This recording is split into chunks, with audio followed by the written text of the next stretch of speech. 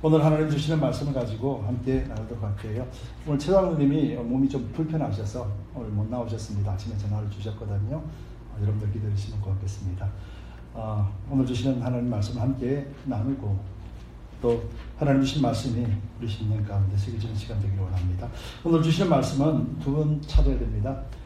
누가복음 15장 말씀인데요. 1절부터 3절까지 말씀을 읽고 그리고 25절에서 32절까지의 말씀을 함께 읽겠습니다. 누가복음 15장 말씀입니다.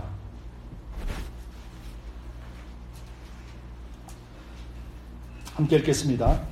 모든 세리와 죄인들이 말씀을 들으러 가까이 나오니 바리새인과 서기관들이 원망하여 가로되 이 사람이 죄인을 영접하고 음식을 같이 먹는다 하더라. 예수께서 저희에게 이 비유로 이르시되 25절입니다.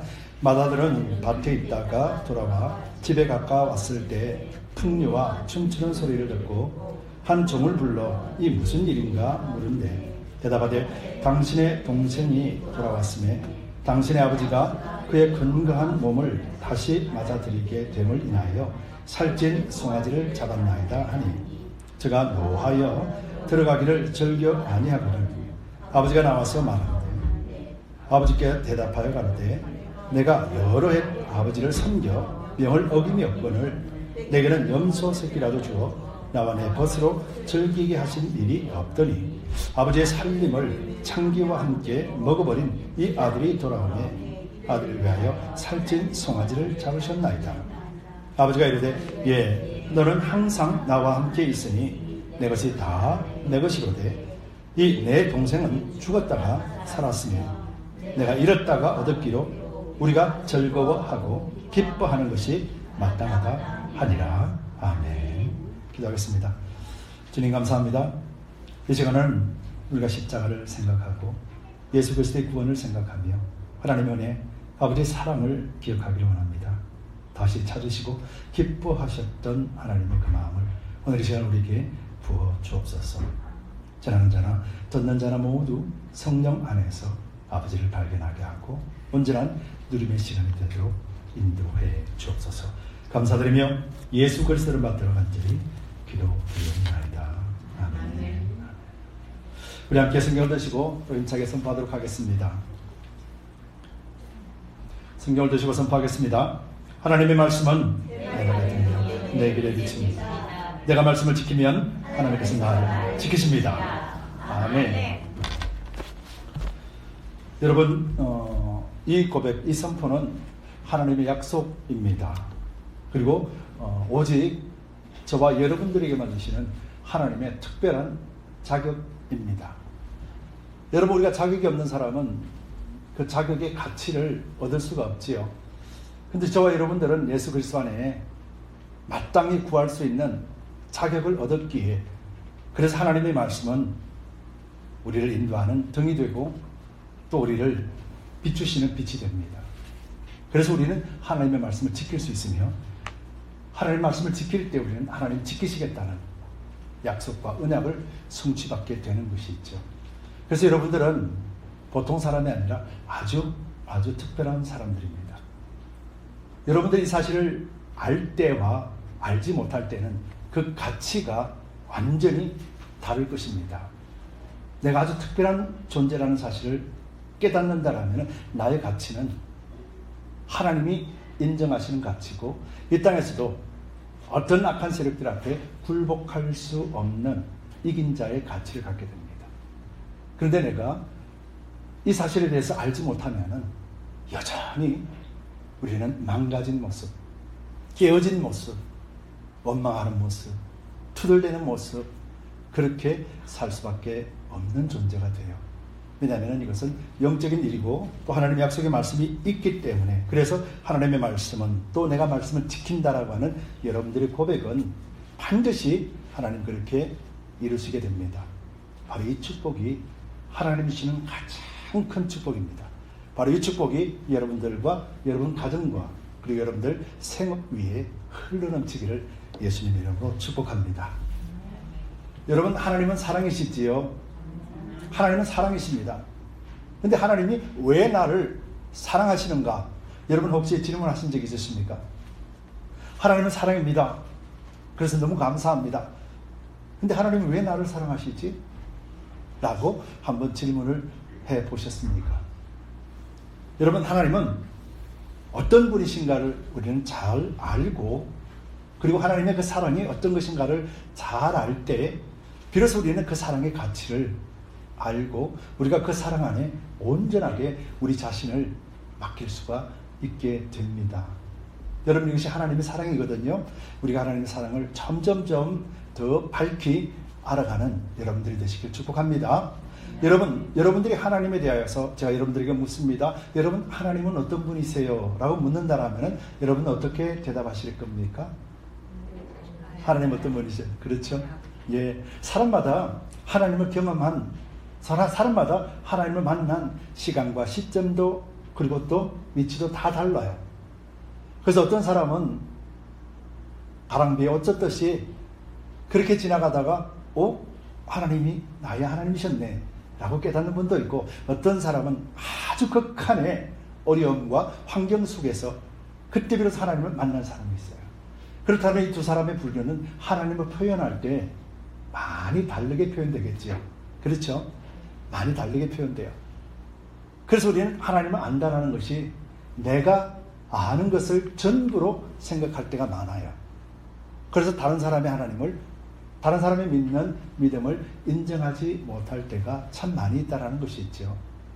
성경에는 하나님이 누구신가에 대해서 밝히고 있는데요. 구약에서 80번을 통하여서 여호와 하나님이 어떤 분이다 라고 밝히고 있고, 신약 성경에서는 44번을 통해서 하나님이 어떤 분이신가를 밝혀주고 있어요.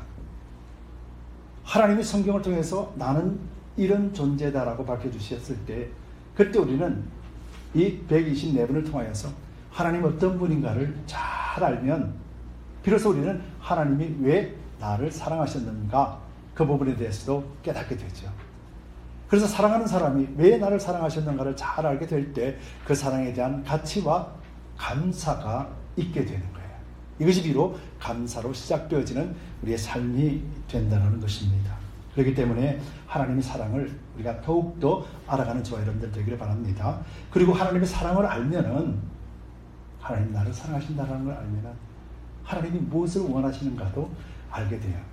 여러분, 하나님이 나를 왜 사랑하시는가에 대한 질문에 답을 얻으면은 하나님이 무엇을 원하시는가에 대한 질문이 생겨요. 하나님이 뭘 원하실까요? 여러분들에게 하나님이 원하시는 것이 무엇일까요?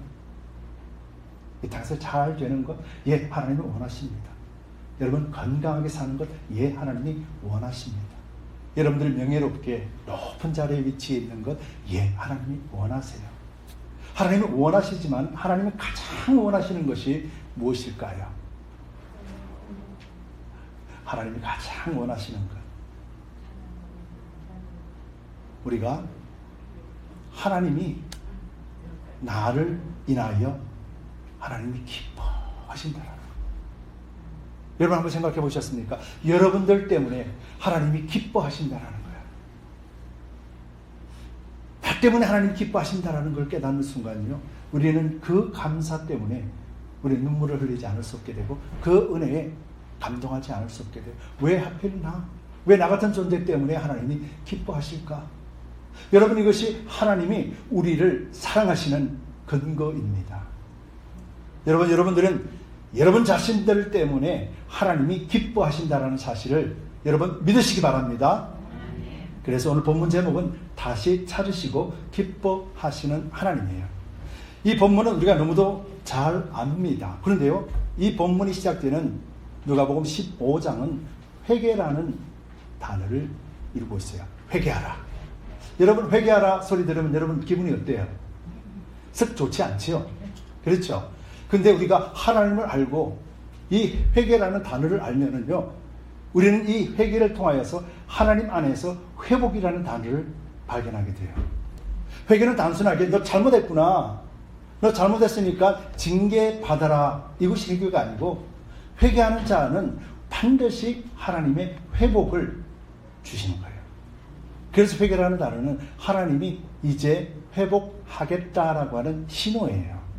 그렇기 때문에 성경의 회개는 우리가 생각하는 회개랑 완전히 달라요.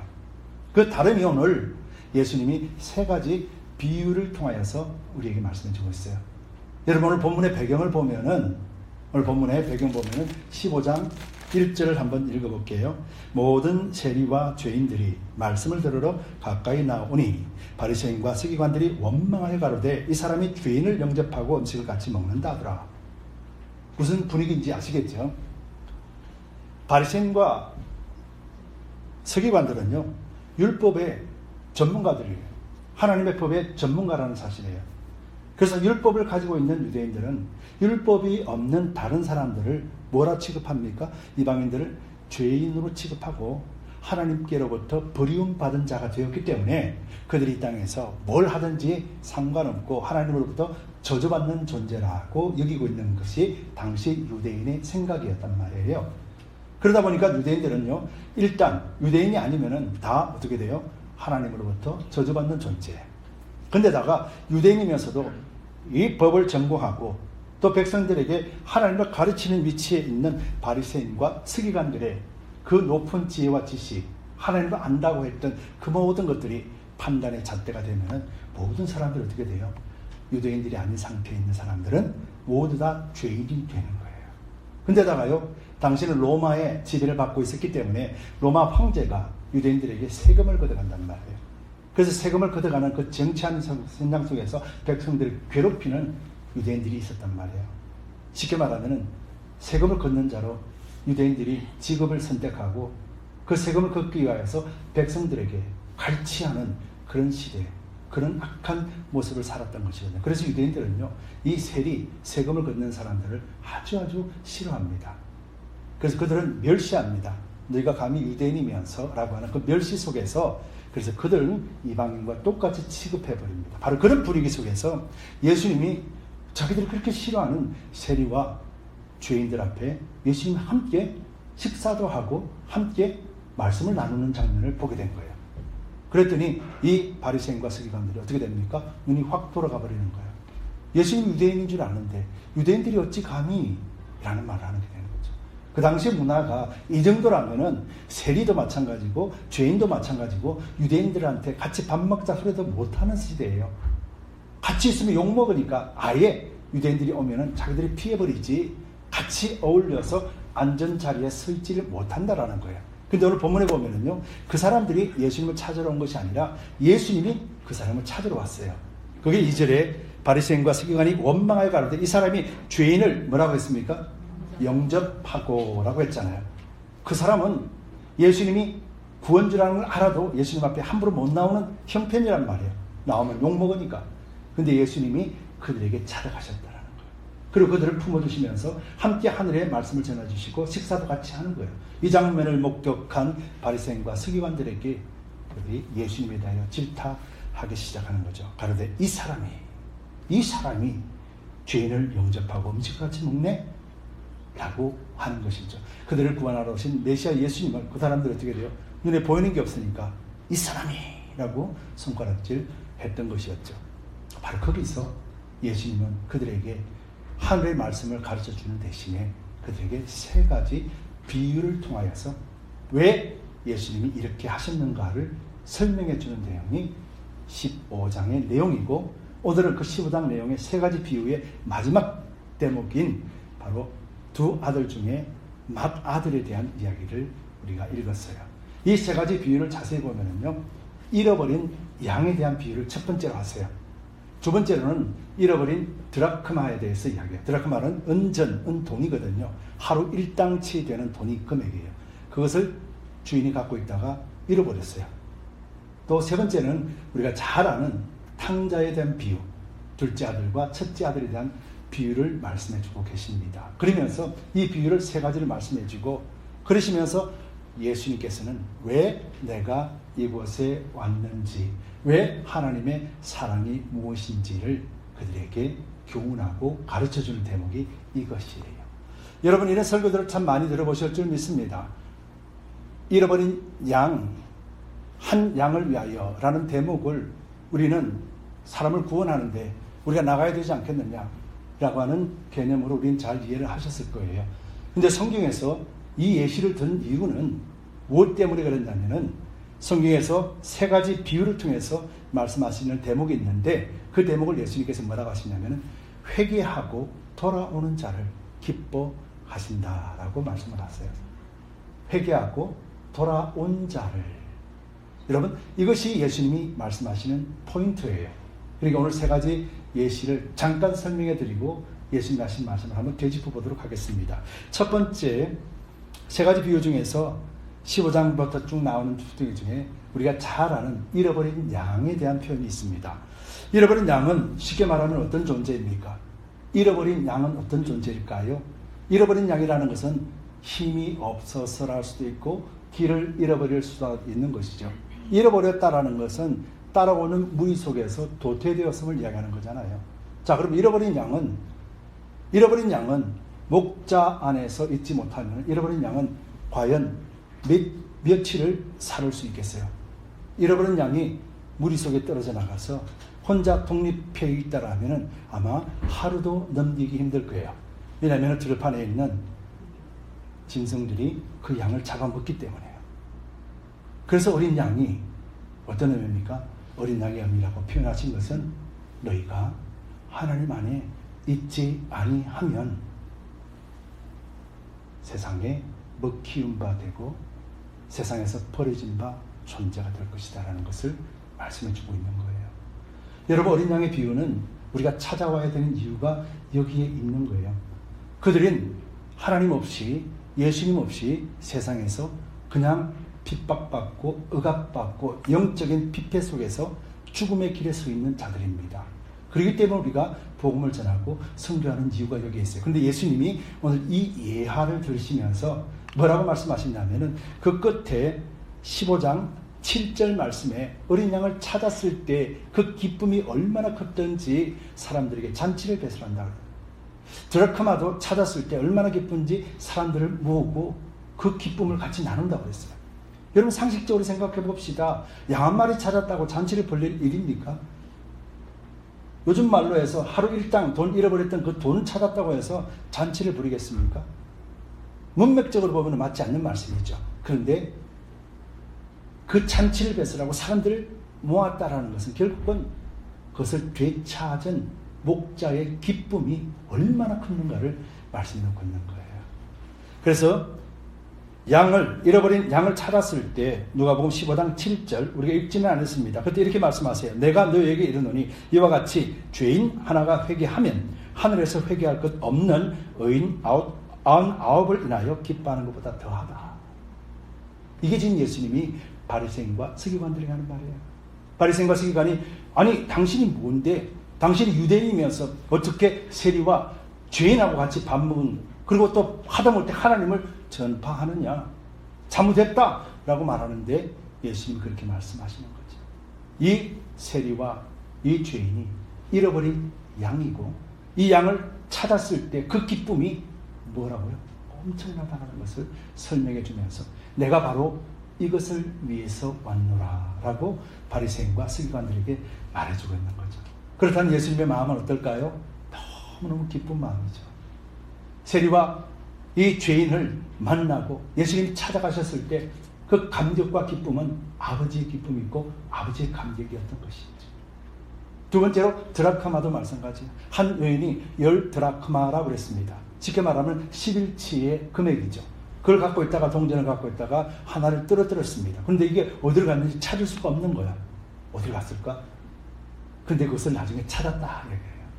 찾았을 때 그 기쁨이 얼마나 컸는지 또 사람들을 불러 모아서 이거 찾은 기쁨을 같이 나눴다고 해요. 여러분 잘 생각해 보세요.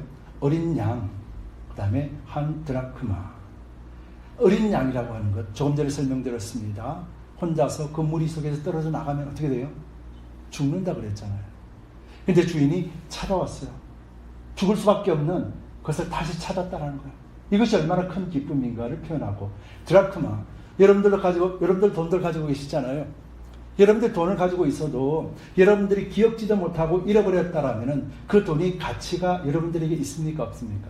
어떤 가치도 없어요. 세상에 가치도 없어요. 돈이라는 거는 내가 가지고 내가 쓸 때 그때 가치를 발휘하게 되는 거잖아요. 근데 내가 돈을 갖고 있다가 던진 게 잃어버렸는데 어디에 들어간지 몰라요. 찾을 수가 없어요. 일평생 그곳에 있을지도 몰라요. 그럼 그 돈의 가치가 있어요, 없어요? 그 가치는 없는 거예요. 예수님이 하시는 말씀이 그거예요. 너희가 세리나 죄인을 그대로 내버려 두면은 그는 죽을 수밖에 없는 가치를 가진다. 그러나 예수님이 다시 찾으면은 예수님 안에 있는 죄인과 세리는 이제는 하나님의 아들이 되고 하나님의 백성이 되니 그 가치가 어떤 가치가 될까요? 놀라운 가치가 되는 거죠. 잃어버린 양이 떠났을 때는 그냥 죽을 수밖에 없었지만은 목자가 다시 찾아와서 목자의 케어를 받는다라면 그 양이 큰 양이 될 것이고 앞에서 리드하는 양이 될 것이고 목자의 기쁨이 될 것이라는 거예요.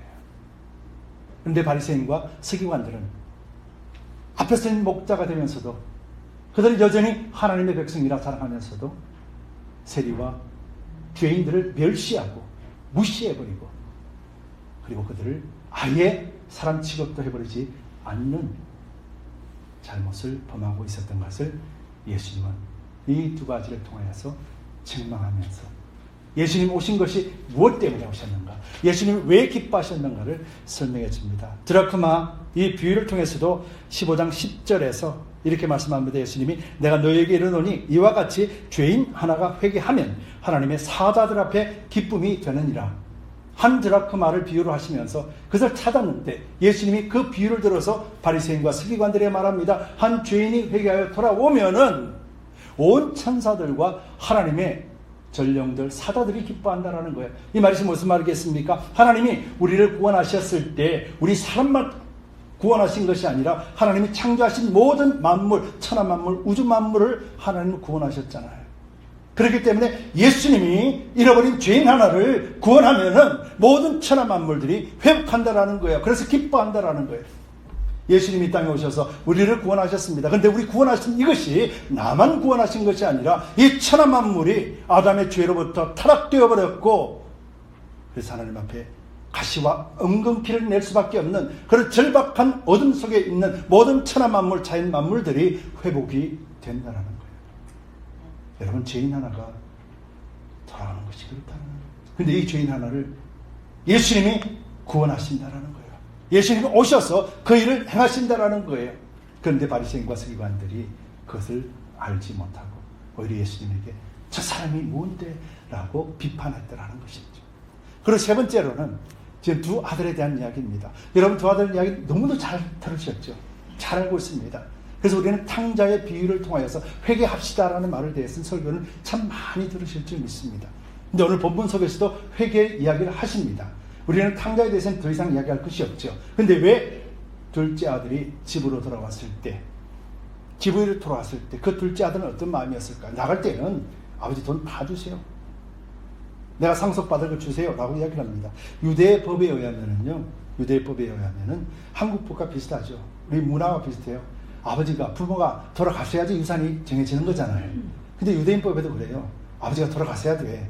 근데 만약에 아버지가 돌아가시기 전에 유산을 상속했다라고 하면 아들 둘이가 있다라면 첫 번째에게는 3분의 2를 주고 둘째에는 3분의 1을 줘요.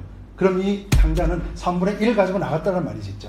그런데 유대법에는 뭐라고 하냐면은 아버지가 살아있다라면은 재산 상속은 되었지만은 그 권리는 누구에게 있다? 아버지에게 있다라는 것이 유대인의 법이에요. 그렇기 때문에 아버지가 그 재산을 관리해야 됨에도 불구하고 둘째는 그걸 가지고 나갔어요. 다 털어먹었습니다. 근데요, 둘째가 돌아옵니다. 돌아올 때 어떤 마음으로 돌아왔어요? 야, 내가 다 털어버렸으니까 이제 아버지 집에 가자. 내가 할 걸 다 했고 이제 놀아볼 걸 다 놀아봤으니까 아버지 집에 가자. 그렇게 했나요? 아니죠. 어떤 마음으로 왔습니까? 내가 아버지 집에 종으로, 종이 하나라도 취급받아도 좋으니까 내가 아버지 집이 가장 좋구나.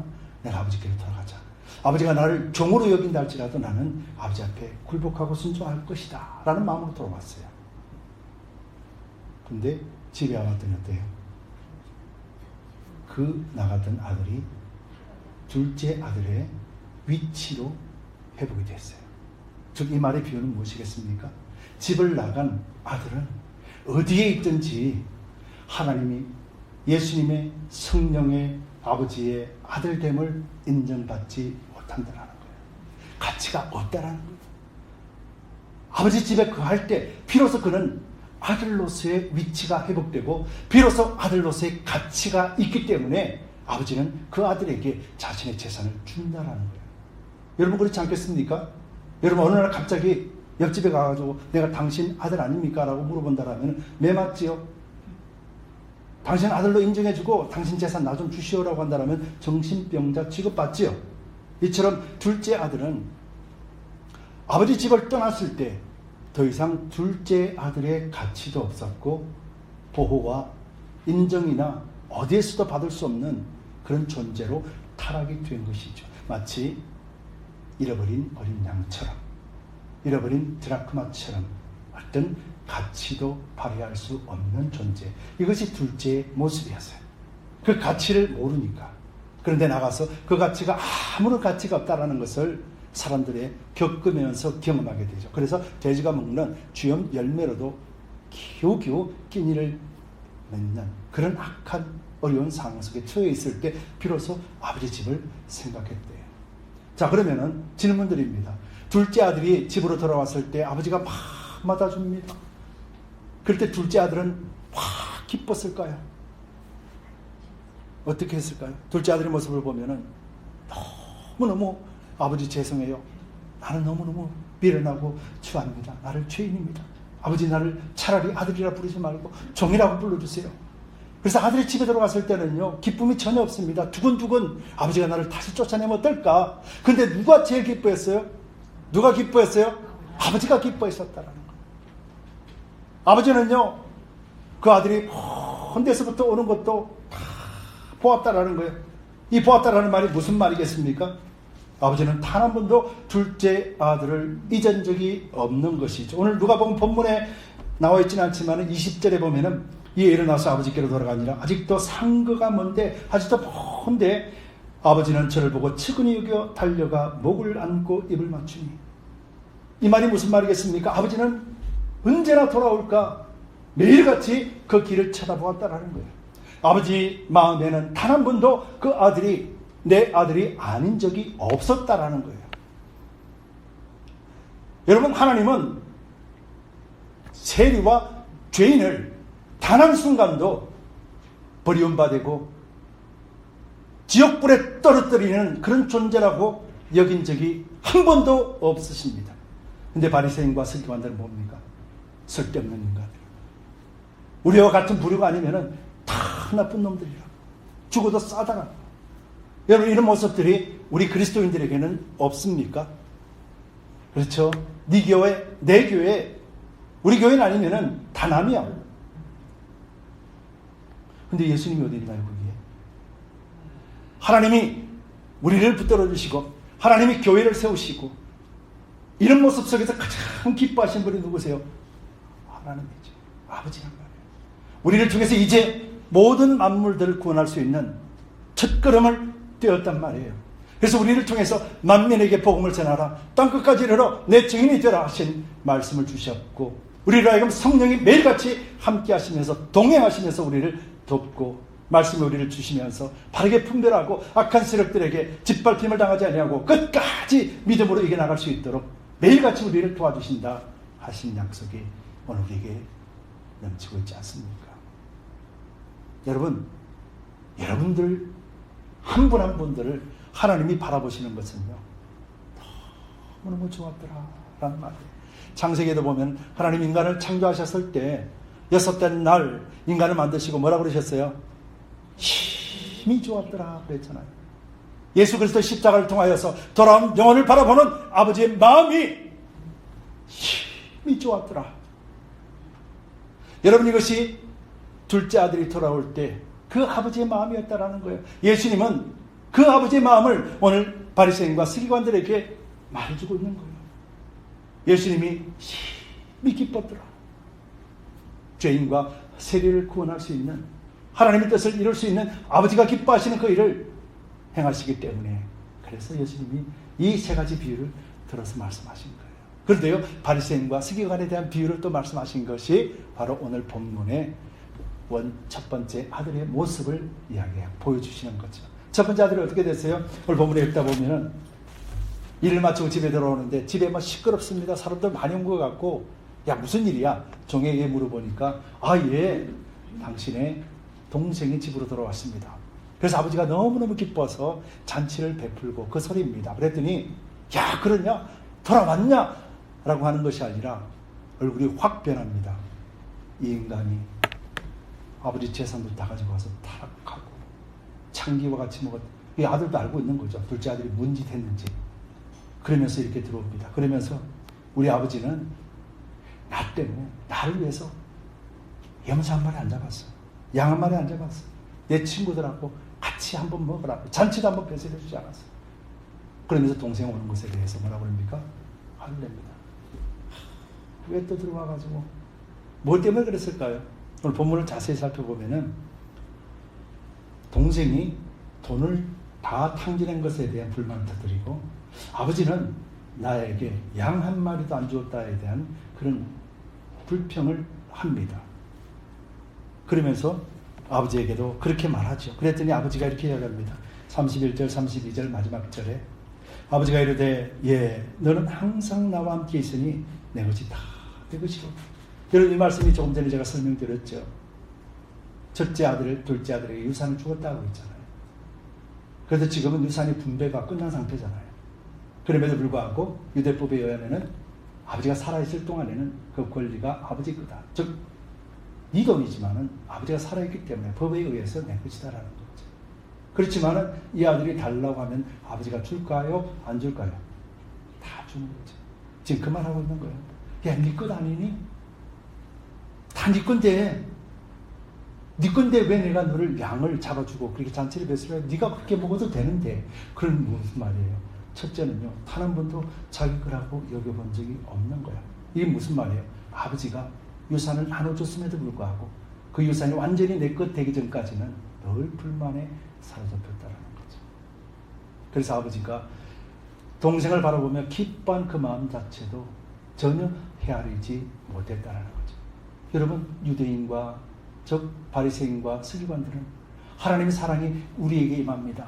우리는 하나님의 백성입니다. 오 주여 거룩하신 하나님이여 여호와 하나님이여 이름 부르며 하나님이 주신 율법 아래에서 하나님이 주시는 복을 누리고 살면서도 정작에 이 세리와 죄인들에게 나눠주고 싶고 그들에게 한 번이라도 주고 싶은 마음 자체가 없었음을 지금 첫째 아들의 비유를 통하여서 바리새인과 서기관들에게 보여주고 있는 것이죠. 그러면서 이렇게 말씀합니다. 마지막 절에 이 내 동생은 죽었다가 살아났으며 내가 잃었다가 얻었기로 우리가 즐거워하고 기뻐하는 것이 마땅하다. 아버지는 이렇게 말합니다. 야, 동생이 돌아왔으니까 내가 기쁘잖아 라는 것이 아니라 우리가 기뻐하는 것이 마땅하다는 거예요. 왜요? 동생과 큰아들과 아버지는 하나이기 때문에 그런 거예요. 하나이기 때문에. 여러분, 그래서 교회 공동체도 하나예요. 이 지역에 있는 교회 공동체도 하나예요. 이 땅에 있는 모든 교회도 하나예요. 그래서 성경에는 예수 그리스도가 머리 되시고 온 교회가 몸이 되고 지체가 된다 하셨어요. 그래서 영적인 의미로 더 광범위하게 본다라면 우리 두드림 교회는 하나님의 몸된 교회의 하나의 지체이라는 거예요. 우리 소극적으로 우리 교회를 보면은 우리 교회는 예수 그리스도의 몸이고 여러분들 한 분 한 분들은 바로 예수 그리스도의 지체, 몸의 지체를 이룬다라고 성경은 표현하고 있어요. 그러면서 에베소서에서는 예수 그리스도의 충만함이 교회의 충만이 되고 그 충만이 세상 끝으로 흘러가는 충만을 이루겠다 하신 약속의 말씀이 에베소서에 기록되어 있어요. 즉 아버지의 사랑 안에 거하는 아들과 딸과 그리고 아버지 사랑 안에 있는 이 바리새인과 서기관들은 그들을 통해서 하나님이 복을 주신 이 복이 그들로 하여금 죄인과 세리에게 흘러갈 수 있는 놀라운 축복들을 주셨음에도 불구하고 그것을 알지 못하기 때문에 그래서 그것을 흘러보내는 것이 아니라 가둬둬버리는 거예요.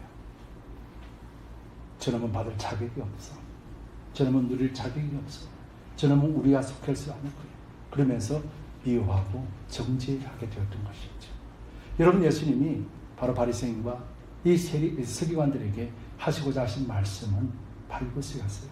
돌아온 자들을 기뻐하시는 하나님, 아버지 마음은 이것이야 라고 보여주시면서 그들에게조차도 회개를 요구했던 것이 바로 15장 말씀의 내용입니다. 여러분 예수님을 영접하고 우리가 주님 안에 있다라면 우리는 다 그리스도 안에서 하나입니다. 그리고 아버지 집에 있는 둘째 아들과 첫째 아들은 바로 온 세상을 볼 때 바로 첫째 아들은 유대인을 의미하는 것이고요, 둘째 아들은 믿지 않는 사람들, 이방인들을 의미하고 있습니다. 좁게는 우리 그리스도 안에 있는 사람들에게 먼저 믿은 사람이 첫째요, 둘째는 나중에 믿은 사람들이 둘째가 되는 것이죠. 그렇다면 우리가 하나님 안에서 순서를 정하거나 우리가 어떤 자격을 요구하는 것이 아니라 하나님 안에서 우리는 그리스도 안에서 온전한 자녀가 되는 자격을 얻었으니 우리 모두 다는 형제요 자녀가 되는 거예요. 여러분 이해되십니까? 저와 여러분들은 형제요 자매인 거예요.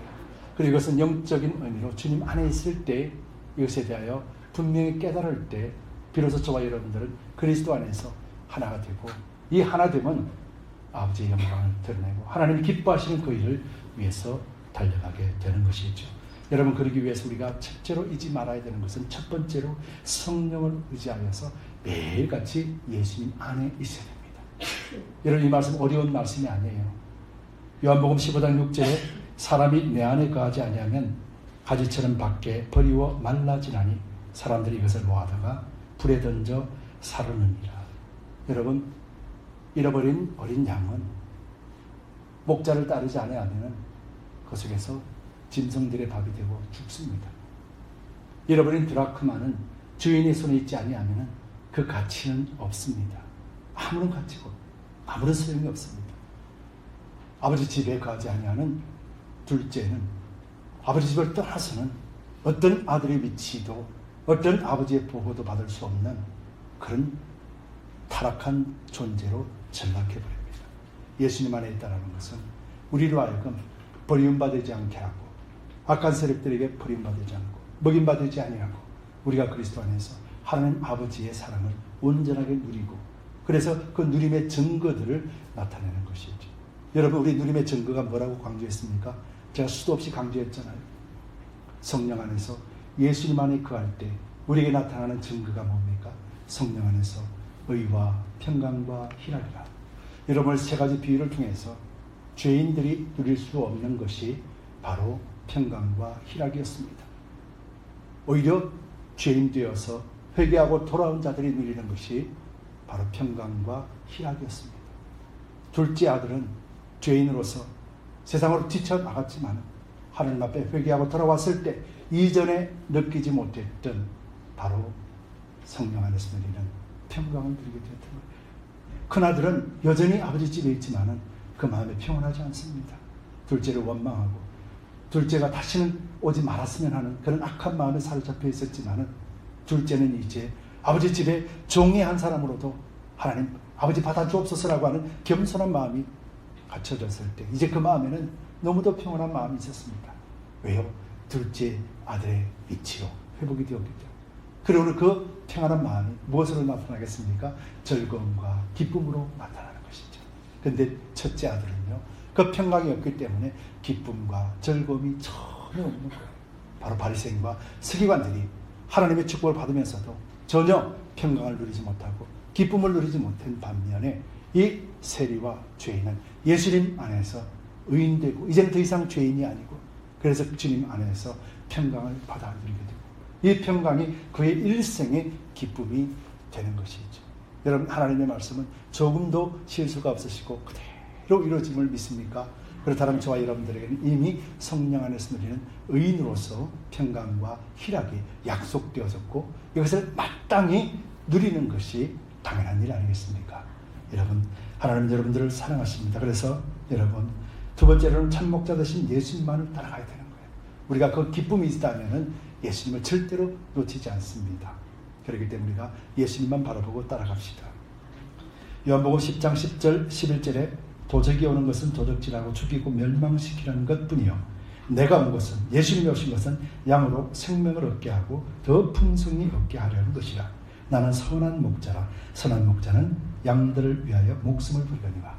예수님께서 선한 목자로 오셔서 십자가에 죽으시면서 우리를 구원하셨고 우리의 영원한 생명의 영생의 길을 열어주셨습니다. 바로 이것을 믿고 이제 우리 오직 예수 그리스도의 십자가 복음만을 가지고 또 복음만을 전합시다. 그래서 복음이 우리의 생명의 길이 됩니다. 그리고 이 복음은 온전한 회개하는 회개를 이끌고 그 회개는 곧 회복으로 이끄는 하나님의 수단이고 하나님의 구원의 은혜의 문이라는 것이죠. 여러분 이제는 회개라는 소리를 기쁘게 받아들입시다. 회개는 회복이며 회개는 축복의 문을 여는 길임을 우리가 잘 기억하고 이제는 둘째 아들로서 우리가 아버지 집에 다시 회복된 저와 여러분들이 이 기쁨과 즐거움을 알지 못하는 자들에게 나눠주고 또 구워줄 수 있는 그런 복된 삶의 여정을 걸어갑시다. 여러분들 예수님의 이름으로 사랑하고 여러분들은 예수 그리스도의 이름 안에서 축복의 통로가 됩니다. 우리 한번 선포합시다. 나는 그리스도 안에서 축복의 통로입니다. 아멘. 기도합시다.